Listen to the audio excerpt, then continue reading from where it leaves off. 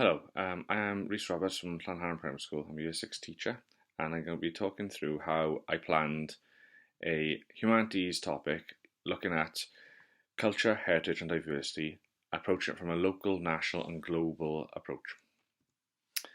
So the project idea was to plan for a humanities project with a specific local link, thinking of how the events and actions locally was linked to the national picture, how is this then reflect on a global scale, with a focus maintained on the culture, heritage and diversity aspects within the topic.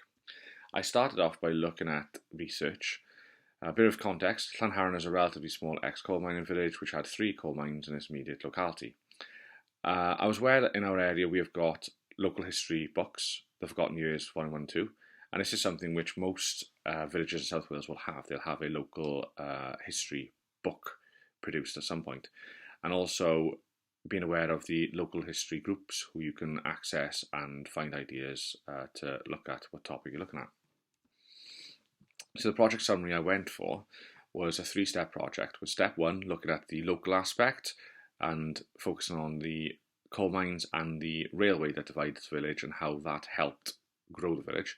Step 2 was looking then at how the coal went from Llanharan to the rest of Wales and how much of an impact coal mining had on Wales itself.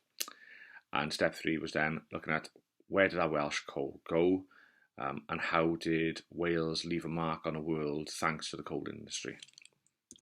So I created a planning document looking at those 3 steps, focusing on the what matter statements, the progression and the 4 purposes. Step 1 was the local aspect, looking at the role of the transportation, the railway and the coal mining and the growth of Llanharan as a village. The first activity we looked at was the growth of Llanharan itself, where the pupils looked at old maps that I found of Llanharan and followed those maps through to the present day and trying to identify how the village changed and what factors were involved in driving this change, where they were able to explore the fact that it was the coal mines that were appearing and the 2 railway lines that were in the village because of it. Step 2 was the rise and fall of coal mine at Llanharan, looking at directing pupils to a series of websites to enable them to research a timeline of coal mining in Llanharan and then put it in a chronological order. And step 3 was Llanharan to Black Gold, using www.welshcoalmines.co.uk and a set of other directed websites to research the mines that made Llanharan and then present their findings as a 2-page spread. And here we've got, in the top left hand corner, an example of a 2-page spread of the research on the coal mines in Llanharan. Top right hand corner you've got a Jamboard where the pupils used to look at the maps, where they were given questions such as what was on the old maps but not today, what's in Llanharan today but not on the old maps, and which features do you think was the most important in helping Llanharan grow as a village. And then you've got a timeline in the bottom right hand corner. Step 2 was looking at the national picture and where the coal went from Llanharan to, or within Wales, and how other villages were linked to the coal mining.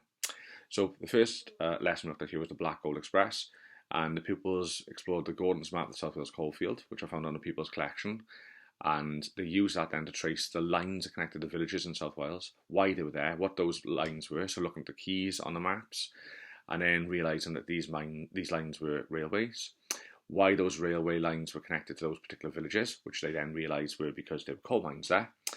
And then they created an information text to explain why they believe that railways were actually an important factor in the growth of Wales as much as the coal mines, and how both of them needed to be working in unison to help Wales grow as an industrial nation. 2 was a snapshot of Wales.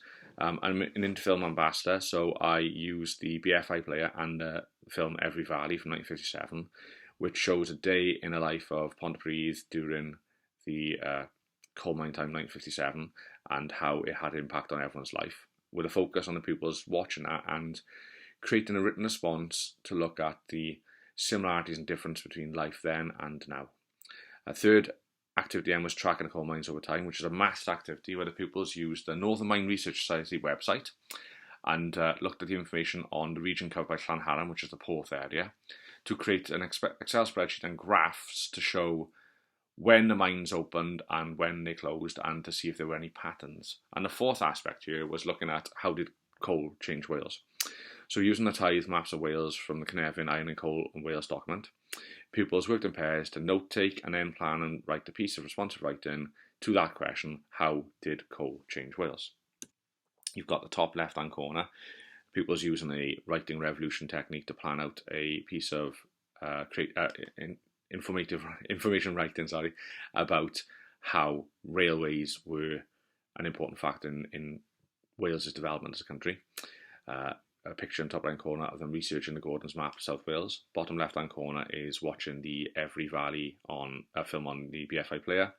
And on the bottom right then is one of the pupil created Excel spreadsheets tracking the rise and fall of coal mines in our region. And then the final aspect then was the global picture and how Welsh coal helped change the world, where the Welsh coal went, who came to Wales to work with coal, and how was Wales exported to the world because of coal.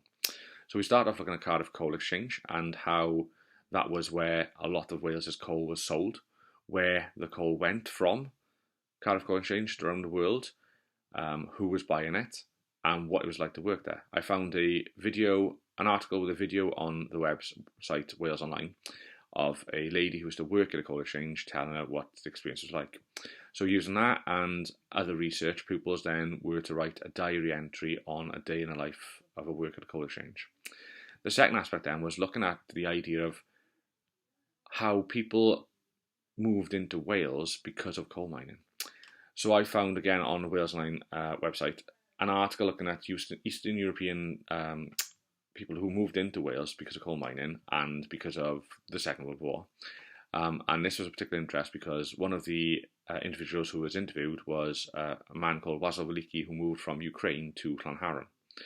So the pupils were given a set of questions to look at whilst reading this article and respond to relating to those sources and their experiences, focusing on how they were received in the area, their opinions of moving to Wales, and any kind of prejudices they experienced when they moved here, or any benefits that they gained from moving to Wales. And in particular, the man who moved to Llanharan settled, married, and then lived in Pencoed for the rest of his life.